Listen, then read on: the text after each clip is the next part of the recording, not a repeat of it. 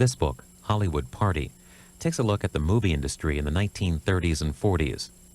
During the following decade, there would be high-profile congressional hearings on the extent of Communist Party influence in the film industry. The author, Kenneth Lloyd Billingsley, concludes in this book that communist thought and organizing was much more widespread in Hollywood than has previously been acknowledged. Mr. Billingsley spoke about his research and his book at Borders Books in Arlington, Virginia.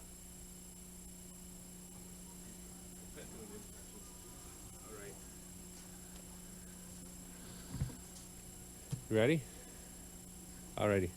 Good afternoon, everybody, and thank you for coming down to our store. I'm Sam Gillette. I'm the Community Relations Coordinator, and I arrange these things when somebody offers me a good event, and I think we're going to have a good one today. We've got Kenneth Lloyd Billingsley who's going to be discussing Hollywood in the 30s and the 40s. It's an interesting take on a controversial subject right now, and that's my introduction. They're always quick and short, so please give a welcome to Mr. Billingsley here.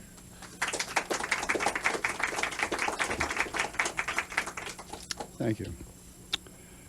Once upon a time, there was a group of evil reactionaries in this town known as the House Committee on Un-American Activities.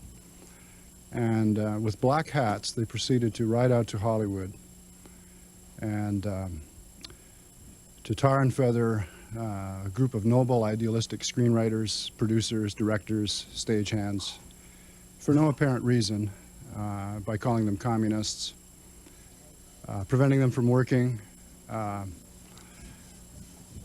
end of story. Launching something called a Red Scare, McCarthyism, an Inquisition, a witch hunt. This is what most people know about the subject matter of Hollywood Party. That at one time there was something called a Red Scare. And this story has had remarkable staying power for a good reason, that most of the books on it are written by relatives of people who were in the Communist Party. And I do sympathize because books like mine are regarded as offensive to their parents, to their family. It is difficult, I suppose, to grow up with Stalinist parents, or you might say the people formerly known as Stalinists. But they have written most of the accounts of this time, so you have this kind of black and white Western where these black-hatted group of villains comes into town and for no apparent reason proceeds to make life miserable for a group of very noble idealists. But there's a real problem with this tale, which you'll see in a number of documentaries, including two I appeared in on the E! channel, is it really lacks what Hollywood calls the backstory. Paul Jericho, a Communist Party screenwriter, in one of the issues of the Screenwriters magazine said, yeah, there were communists in Hollywood. I was one of them. Well, to me, it's a much more interesting story. The story of the blacklist and the so-called witch hunt and Red Scare, to me, makes no sense without examining what went on before. Was there a Communist Party in the United States? Sure there was. We know now that more revelations coming all the time, the Venona book, the Haunted Wood book, and some of the people in my book actually show up in those decrypted Soviet messages. At the same time, we have more and more information about Soviet intelligence and the Communist Party, this myth persists of the noble idealist persecuted by the witch-hunting McCarthyite gang from Washington. And without the backstory, it's really difficult to understand how this all fits. It's a more complicated tale. It has a lot of plot twists because the Communist Party was not like other parties, the Republicans or Democrats or Libertarians, what have you. This was a party founded and funded by the Soviet Union, and it changed its position simultaneously to the Soviet position. For example, the Communists were out front on the anti-fascist issue in the late 30s until 1939, when Stalin signed his pact with Hitler. And overnight, they changed course, and then changed back again, of course, in 1941. And what I'd like to do is just give a broad view of their offensive in the studios. It was really a very, very clever plan they had. and it came very close to success. And then I'll throw it open for some questions. As far as the cinema, the early Soviet leaders, Lenin and Stalin, were fascinated with cinema because it allowed endless alteration of reality, which of course is what they were trying to do in real life, create a new Soviet man and so on. And Lenin would send these cinema trains out into the countryside, and there were some prominent Soviet filmmakers. In the United States, the Communist Party sponsored some interesting documentaries and so on, but absolutely nothing that could compete with the American commercial cinema, which was the only game in town. It dominated the screens across the entire world. So instead of starting their own commercial cinema, why not take over the one that already exists? And it was really a rather tempting target. It was a long way from New York, which was the cultural center, and Washington, the political center. And they had a kind of two-pronged offensive. One was through the backlot unions. There were some 30,000 people even then working the back lots. And then another offensive through the so-called talent guilds, you know, as though it didn't take talent to do the other work. And this culminated in actual literal warfare in the streets. If you look in the photo section of the book, there's some shots of this. This is really the only place where the Cold War became actual overt battle in the United States. And it was like of riot proportions outside of every studio.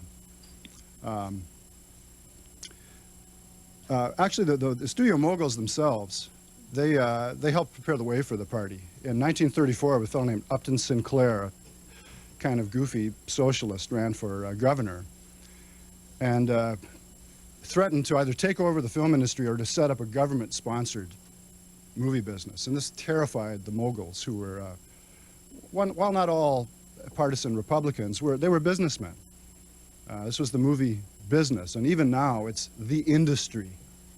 That's what it's called. So they assessed their employees for a fund to fight Upton Sinclair. So this had the effect of radicalizing people in the studios.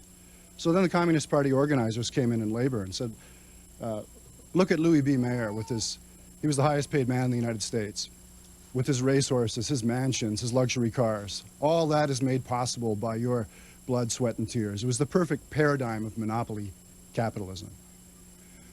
So what the party wanted to do was organize one huge union in Hollywood that would include everyone from producers right down to grips and best boys and all that. And to do that, they needed to shut down the industry and force through jurisdictional concessions. And their model was what had happened in San Francisco on the waterfront with Harry Bridges. And we know now that Harry Bridges was a secret member of the Communist Party. Immediately after World War II, well, the first group they had was called the United Studio Technicians Guild, and they made some real false moves. And some of this story, it's like, let's call it the Keystone Commies. There's a comedic aspect to it. They had a grand design and worked very hard, but in some cases, as you'll see, their left hand didn't know what their far left hand was doing. But to get this one huge labor association, and we know this because their main organizer was a guy named Jeff Khyber, and the police raided his house for an unrelated complaint and found all these letters written to Communist Party bosses in New York, and they're extensively quoted in the book. And he talks about this huge labor association, and he mentions that the Cartoonist Union was founded by us. That's the party. So the party actually set up some of the studio unions themselves. One they set up was the Story Analysts Guild. These are people who would be called readers today. And this strategically positioned people to quash stories and ideas that were anti-communist, that were anti-Soviet, that showed businessmen in a favorable light, that showed the United States in a favorable light. So Khyber had a good strategy, but he made a mess of it from an organizational standpoint, and the party packed him off to other issues. And a fellow named Herb Sorrell took over and founded something called the Conference of Studio Unions. Herb is an interesting guy, former boxer, known for smashing up hiring halls during these very violent strikes in 1937. But he was a party member. He had joined in the late 30s, and he clung to the party line through the Nazi-Soviet pact, which is always a telltale feature for anyone. I mean, if you can stay in this party when it's in an alliance with Adolf Hitler, then you have some kind of staying power. Now, after World War II, he used the pretext of a jurisdictional dispute. There's so many unions, they're always fighting each other to see who did what. Was it the carpenters that painted the sets, or was it the set designers, or this still goes on. So he tried to shut it down. And the actual hero of the story in the back lots is this Nebraskan named Roy Brewer, who practically no one knows anything about. When he came out to adjudicate this dispute, he found people in his own union siding with the other side, and some on the other side taking his side. So he thought, there's something very odd about this. And then these former party members took him aside and sort of gave him a little crash course in the history of this. So what it amounted to was when Herb Sorrell, he set up pickets outside of Warner Brothers in October of 1945, and this huge battle ensued when people tried to go to work. And Brewer needed to keep the studios running, and Herb Sorrell was trying to shut them down. This, unfortunately for Sorrell, brought in the actors, because the actors wanted to keep working. And their rule in SAG, in the Screen Actors Guild, was that if it was an economic strike, question of wages, then you were not to cross the picket line. But if it was a jurisdictional dispute, then you were free to go work. Well, Sorrell's guys would beat up actors. They would throw tacks in front of their cars. There's some pictures of that in the book. Would throw hot coffee in their faces. Would try and get them blacklisted. It's a real mistake to think that blacklisting began after the 1947 hearings. The studios had lists of their own, A lists, B lists. The party had blacklists of its own, and I outlined those. But at virtually every studio, I note how Kirk Douglas and other actors, they were present for all this. It was literally battle in the streets. And at certain times, prominent actors and actresses, I suppose the most prominent would be Katharine Hepburn, would get up at these huge rallies at Legion Stadium and make these fiery speeches. And these, of course, have been written by communist writers like Dalton Trumbo, urging support for the Conference of Studio Unions. And you'll see in the photo section how there's a number of prominent actors, Lana Turner, Barbara Stanwyck, who continued to work. The party and the groups they controlled, they urged the studios to blacklist these people. People should not patronize their movies, and they did everything they could to keep them from getting work. And by about 1947, Herb Sorrell made a strategic mistake. Everything was on his side. All the local groups, the church, local politicians, state politicians. But it was a case of, I suppose, party people believing their own propaganda. He supported, Stalin set up a group called the World Federation of Trade Unions, and Herb Sorrell came out in support of this. Of course, the American Federation of Labor said, look, this is a Stalinist front, we can't support this.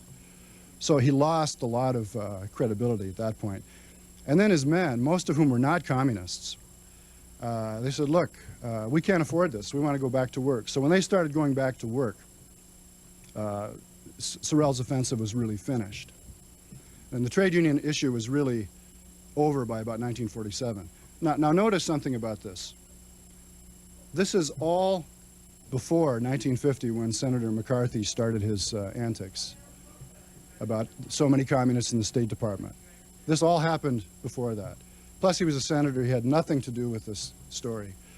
And the anti-communists in Hollywood, they were not Republicans. They were not conservatives. They were not right-wingers. For the most part, they were New Deal Democrats. They were people on the left. They were ex-communists. The ones who did the really heavy lifting were the ex-communists. Now that's the back lot part of it. And Mr. Brewer, He was actually the political mentor of Ronald Reagan, who was a SAG official in those days. And he was on Herb Sorrell's side in the beginning, and then switched. And he became, well, he was still a liberal Democrat. He became the chief anti-communist in the talent guilds. Now, that aspect of it really came from the New York theater scene in the 30s, the Federal Theater Project. The party had extensive influence in New Deal agencies and projects like that. And communist screenwriters, the Hollywood unit of the party was really founded in about 1935. And these were the people who were the really genius organizers and had a number of front groups that they dominated. These were groups that were ostensibly for a good cause. The most prominent was the Hollywood Anti-Nazi League, but were actually operated by the Communist Party without their control being recognized. And they had huge influence in these groups, and if you see in the book, these read like a who's who of Hollywood. Virtually anybody who was anybody belonged to this. And in the talent guilds, in the Screenwriters Guild, the first president of that by acclamation was John Howard Lawson, who was sort of the party straw boss in Hollywood. And party people would get their way. They would stay in the meetings until 3, 4, or 5 in the morning and then force through their policies. For example, they forced through this donation of $10,000 for this Conference of Studio Unions. But what hurt them were the changes of position on the Communist Party. Hollywood in the late 30s was full of people who were refugees from Hitler's Germany. And so they made common cause with liberals in urging President Roosevelt, help the victims of fascism, arm England, arm France, make common cause, solidarity, and so on. And then in '39, that totally flip-flopped with the Nazi-Soviet pact. And those were really hard times for the party writers. A lot of them found it difficult to get work during that time, with good reason. They changed the name of the Hollywood Anti-Nazi League to the Hollywood League for Peace and Freedom. And a lot of other groups had this instantaneous name change. And one of the key people in this is Melvin Douglas, you might remember from the movie Being There. He was in the Motion Picture Democratic Committee, and he and Philip Dunn, who directed Last of the Mohicans and some other movies, they floated a resolution condemning Stalin's invasion of Finland. And it was voted down because all the people in the committee, the Communist Party people had a majority on the committee. So they walked out of that. And Phil Dunn and Melvin Douglas are key figures throughout this. Again, liberal Democrats, but it's the anti-communist left that really did the frontline fighting in this.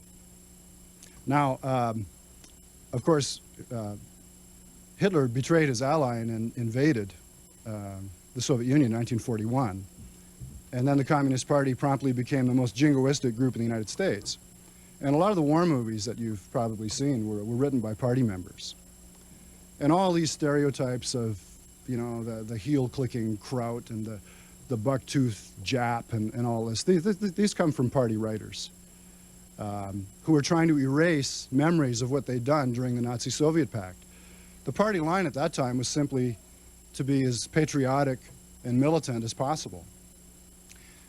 At this time, they made life very difficult, not only for people who were not in the party, but even people in the party itself who were not part of that inner circle, that vanguard. They did it in a lot of ways. It was sort of informal blacklist. They would circulate rumors that such and such a writer or an actor maybe had fascist sympathies. And of course, in Hollywood, Jewish directors and producers would be, you know, well, we'll never hire that guy again. And those, of course, are famous words even now. You know, you'll never work in this town again. And I go into this in the book. And within the party itself, some people discovered that when you joined the party, you not only lost your political independence, you lost your artistic independence. Bud Schulberg wrote the novel What Makes Sammy Run, and was handed a schedule of changes by, he was in the party, and so we want you to change this and do this. And he said, no, I'm not doing this. So he promptly left. Elia Kazan left the party. He declined to go through these rituals, these sort of brainwashing rituals they conducted. The people who stayed in the party and the talent guilds were the people who could follow orders. And the one most often cited as a heroic idealist, Dalton Trumbo, I quote extensively from he wrote a book during the Nazi-Soviet pact called The Remarkable Andrew, in which the ghost of General Andrew Jackson appears from the dead and argues against Lend-Lease to Britain. So that's how politicized these people were. And their hallmark really wasn't any kind of idealism. It was following orders. It was loyalty to Stalin. And Stalin is really the major character of this, because the period of party activism in Hollywood is from about 1935 to the mid-50s. Now, after World War II, we were no longer allies with the Soviet Union, and it was Stalin really who dropped that. A lot of people in the United States wanted to keep this friendly, cooperative relationship. But the party released what's called the Duclos letter, the Duclos article, and that changed everything. And Trumbo referred to the United States as the heir to Nazi Germany, Glavi Vrag, the main enemy. The House Committee on Un-American Activities, and when I wrote this book, I did not know that its first chairman was a Soviet agent, Samuel Dickstein. I did not know that at the time. This had started out by investigating fascist groups in the late 30s, the German-American Bund, the Silver Shirts, groups like this. And of course, the party cheered this. This was wonderful. They were rooting out these subversives. After World War II, they began investigating the Communist Party. And probably a prominent Soviet agent was a fellow named Gerhard Eisler, an agent of the Comintern. That was the Communist International. It used to be said of Henry Wallace that he confused the common man with the Comintern. And but Gerhard Eisler's brother, Hans, was a composer, also a party member. He was working in Hollywood for RKO Studios, and Gerhard, both these guys had traveled on false passports. So they came to Hollywood to ask this guy some questions, and people were just coming out of the woodwork with all these stories, how they'd been mistreated by the party during the war and blacklisted and smeared and all this stuff. And they thought, you know, we've got enough here to hold some hearings. So that's how that started. And of course, they held those here in Washington, those famous hearings in 1947. And there were 70-some people. 19 of them said, we will not cooperate. And they became known as the Unfriendly 19. And Billy Wilder's famous quip was that only a few of them were talented, the rest were just unfriendly. And these hearings, they started with the friendly witnesses. Ronald Reagan, Robert Montgomery, Walt Disney. Walt Disney mentioned the Herb Sorrell, the Conference of Studio Unions, because he'd been a key target. The cartoonist union had been organized by the communists, so they didn't like Disney at all. And a lot of this, to this day, Disney's reputation as an anti-Semite and so on, that comes from the Communist Party smear campaign. It's really not true, and even some of the party members interviewed to this day admit it's not true. But these friendly witnesses, while the hearings were misguided, they centered on movie content. You know, the party came to town to raise money, to co-opt liberals to their causes, and then maybe to try and influence movie content. It was very difficult. The movie studios were like this absolute monarchy where they could change anything at any time. And they still can. I mean, you could sell a thriller screenplay which they can take and make into a Flintstones cartoon. There's nothing you can do about it. But the focus of these hearings was movie content. Roy Brewer and others tried to tell, look, here's what happened. Jeff Kuyber did this, and then Herb Sorrell and all this, but they wouldn't let him testify. They wouldn't let him give a statement. Back in Hollywood, people thought that, you know, these friendly witnesses were doing some damage, were damaging the whole industry. So they had this celebrity support group, Humphrey Bogart, Lauren Bacall, Danny Kaye, and they flew out to give support. And then the unfriendly started testifying. Now, the Hollywood people had been expecting these eloquent constitutional defenses. Yeah, I'm in the Communist Party. It's a legal party. We fought with the Soviet Union. We defeated Hitler. What about it? you know? That sort of thing. What they got was a series of angry harangues.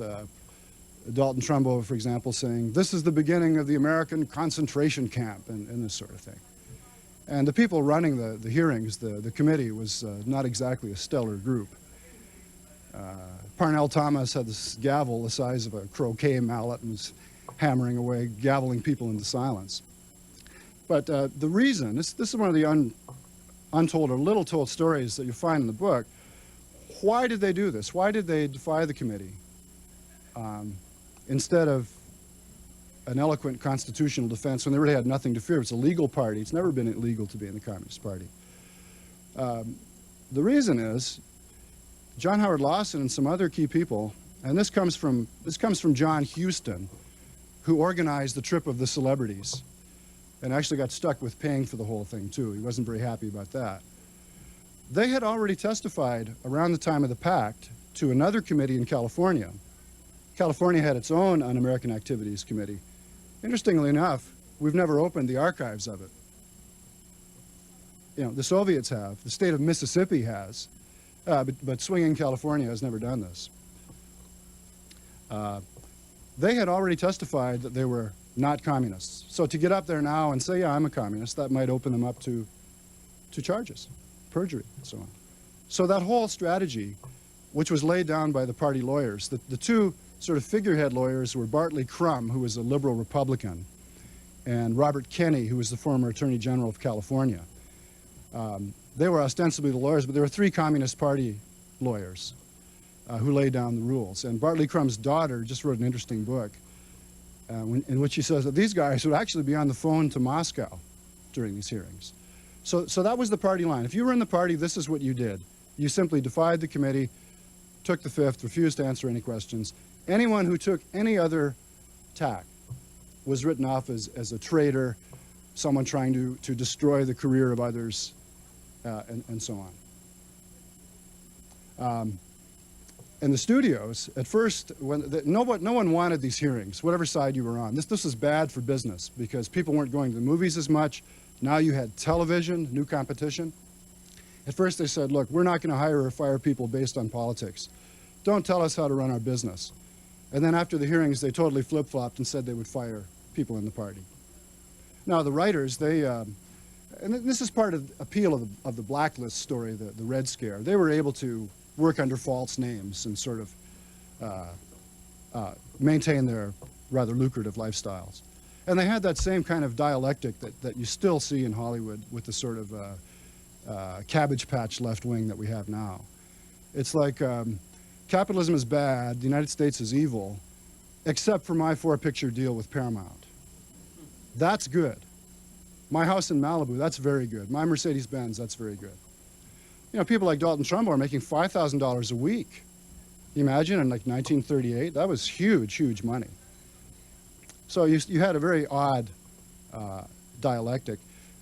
By the dawn of the 60s, I think it was when Otto Preminger hired Trumbo. The blacklist was really over. What really rescued these guys, ironically, was the capitalist system. Studio bosses, oh, this is a good script. I think I'll buy this script. Whereas if you had a state-run movie industry like they had in East Germany, such a thing would never happen. And then what rescued the Hollywood left was the 60s when anti-communism again came into fashion with the Vietnam War. And then the books started to be written mostly by relatives, and you had the documentaries and the 50-year event which I attended, and that opens the book. Hollywood remembers the blacklist. You know, the word Stalin was not mentioned, not a single time. Communist Party was not mentioned. But after Stalin died, of course, Khrushchev confirmed everything the anti-communists had been saying all along. And that was really the end of the party as a party. But the legacy of this, and I'll stop after this to open it up, while they were not able to place much propaganda in movies, they were very successful at stopping anti-communist content. And that really continues today. Try and think of some thoughtful movies about the central political conflict of our time, which is democracy versus totalitarianism. There are only a handful of movies. So the major conflict of our time is really unfilmed unseen in the commercial cinema. Because to make a movie showing communists committing atrocities or showing Stalinism in action, that would upset this very neat little story about the Red Scare. That it would upset the idea that the people who defended that regime, and they did, all these things were known from the early 30s, that these were really idealists instead of apologists for a foreign dictatorship. So I know that's a lot of twists and turns. It's a very complicated story, which is why it hasn't been given the treatment it deserves. But it's a more compelling story, to my mind, than this myth we've been given about the Red Scare and McCarthyism and so on. So I'll open it up, and please take the microphone if you have any questions.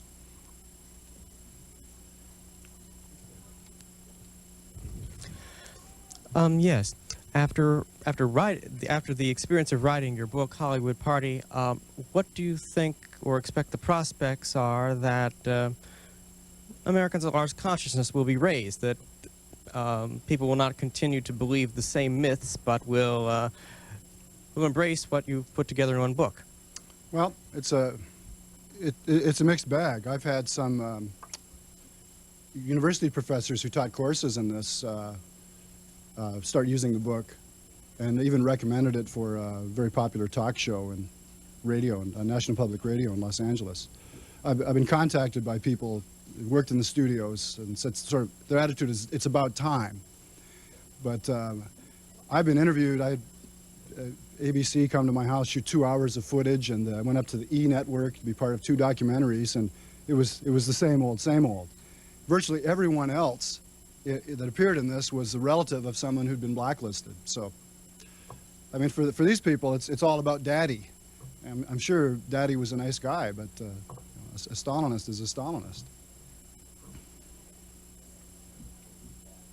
I just started reading the book. It reads like a novel. It's very fascinating. I was wondering what's your overall opinion of Marcia Hunt? She was on television just recently and continues to defend the black list. Is she just naive, or do you think she was a party member?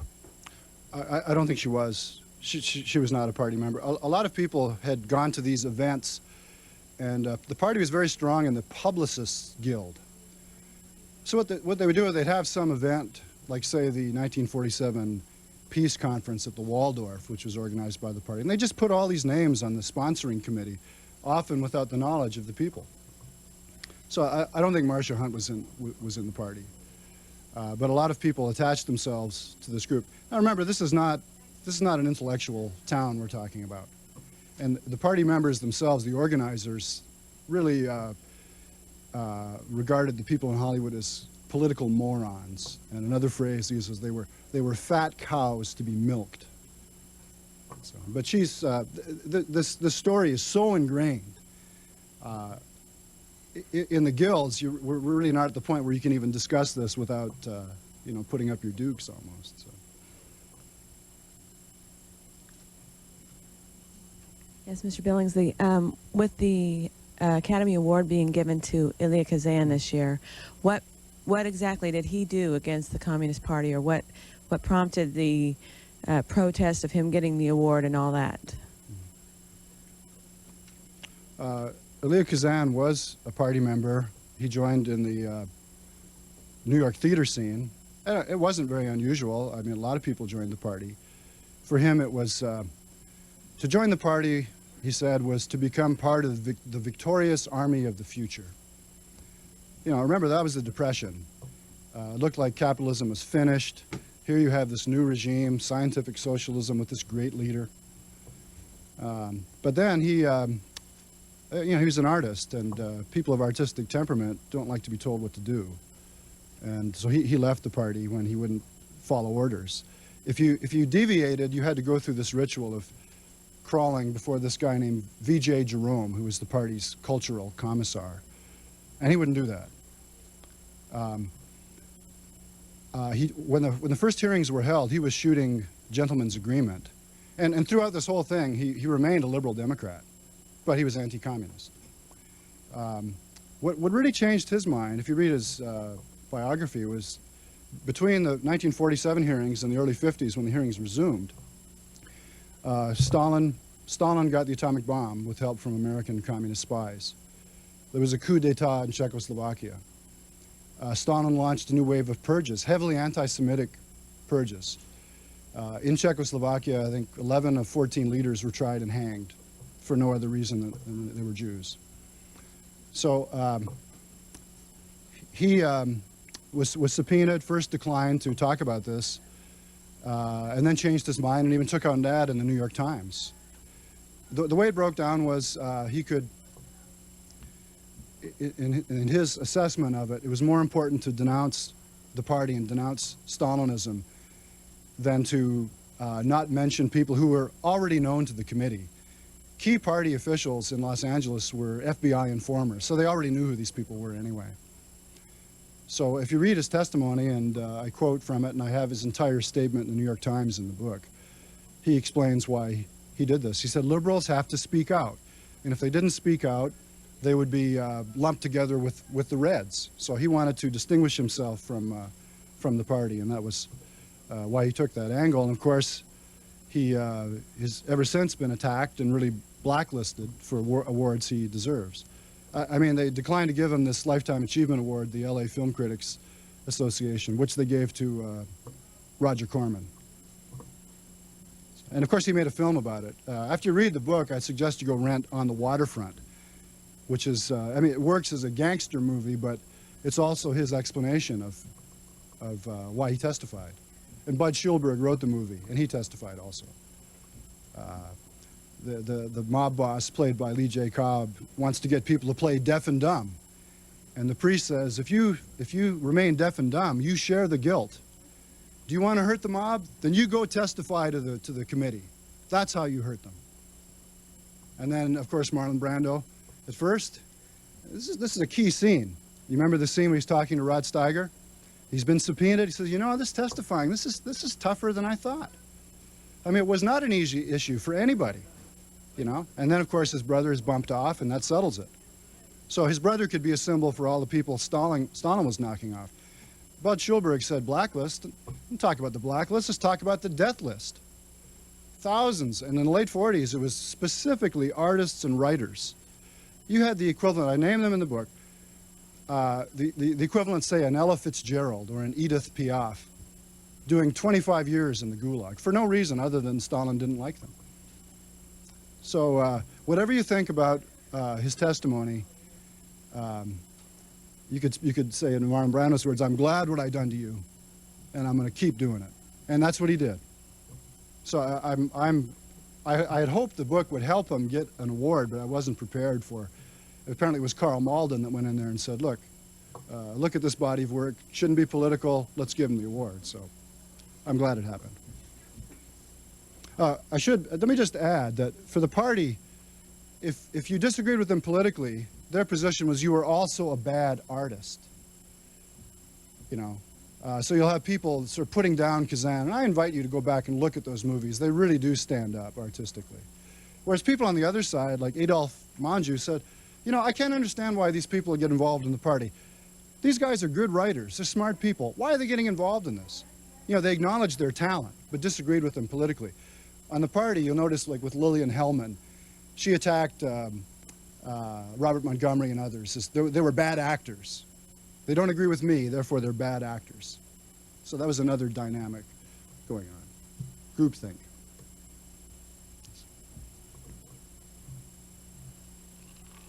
Yeah, your whole story touches on two ironies of the wider story of the communist experience in the 20th century. One is the whole trade union phenomenon, which this really became, as you explain it, and then the other is the whole question of why artists are attracted to ideology. I mean, the first irony is, you know, classical Marxist theory is that the workers will be the vanguard of the revolution, and therefore trade unions are going to be the sort of central nucleus of this happening, and yet it was, except for Harry Bridges and the Longshoremen and a couple of others, the trade unions in this country and in England ended up very early on being the most staunchly anti-communist organizations after a big battle was fought, mostly by liberals, as you point out. And so your story is partly a continuation of that in some ways, it seems to me, sort of happening later. But then the other part of it is, and you just touched on it a minute ago, is the movie industry in those days was mostly, I think, the quintessential American art form. And so it still is a mystery to me of why such an alien ideology could have caught on so strongly with so many, as you say, you know, talented people. you comment on that a little more? Sure. Well, the party organizers, they were good. I mean, go next week and try and get a job in Hollywood. I mean, it is difficult. It's difficult now. It was difficult then. The party people were brilliant, geniuses at exploiting this. They made it a social club. I mean, one slogan that went around was, the most beautiful girls in Hollywood belong to the Communist Party. And it's smart to be a red. You know, they gave people a social life. They helped them get jobs. They handed them this package of beliefs. In this book, I reprint an article called Confessions of a Red Screenwriter. When Richard Collins explains how this worked. But the social aspect of it, to be handed this whole package of beliefs, and it sort of fits the dramatic view of the world, you know, thesis, antithesis, synthesis. It's all very neat, you know. Whereas capitalism and democracy, they're messy. Too many strings not tied up, and so on. I think that's part of it. Another part is, you know, it does appeal to the will to power.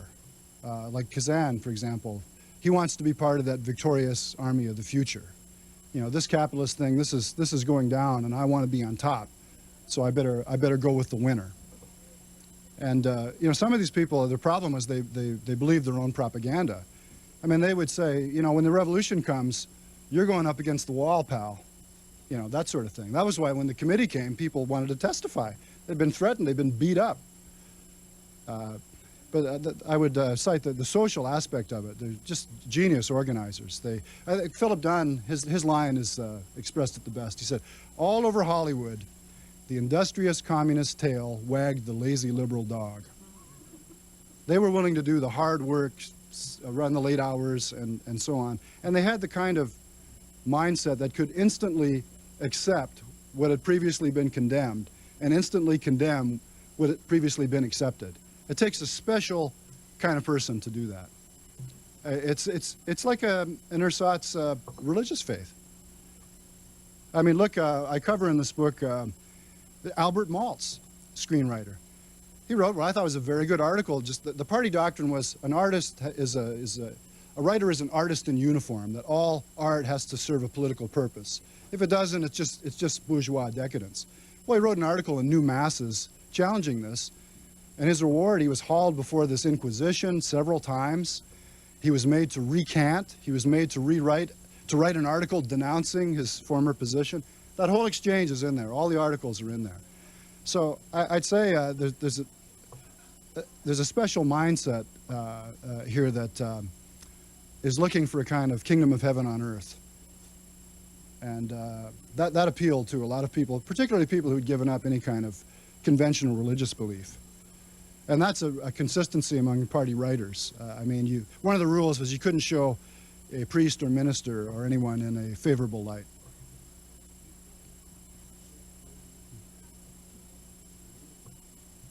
I was wondering, currently, how prevalent is the communist movement in Hollywood today? Well, not at all, I would say. I mean, Dalton Trumbo said by 1958 we couldn't even get 5 people together for a meeting. As a functioning party, it's nowhere. I think last year at the former headquarters in New York, I think 24 octogenarians got together, and you know, Gus Hall still running the party. There still is a party, but and even after Gorbachev, it emerged that they were getting like $5 million a year, I think. You can read all the correspondence now between the Comintern and the party, but as a party, it's there are a few people that I've been on panels with, like Abe Polonsky and Bernie Gordon, a few folks around, but there's no party organization. But you still have a very heavily left-wing mindset in Hollywood. I mean, go back during that whole Nicaragua thing. You had, you know, Ed Asner, and as they're bringing in people like Daniel Ortega, giving them the red carpet treatment, and you know, your career doesn't suffer for that. Jane Fonda can go sit on a Viet Cong anti-aircraft gun and condemn the United States. Her career thrived. Actually, in Hollywood today, if you're on the conservative side, you have to keep your voice down if you want to work. But as a party, it's, well, the last chapter is called The Party's Over, so it pretty much is.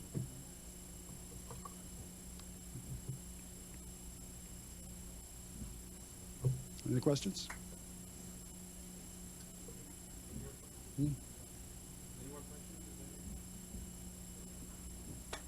Thank you. Thank you very much.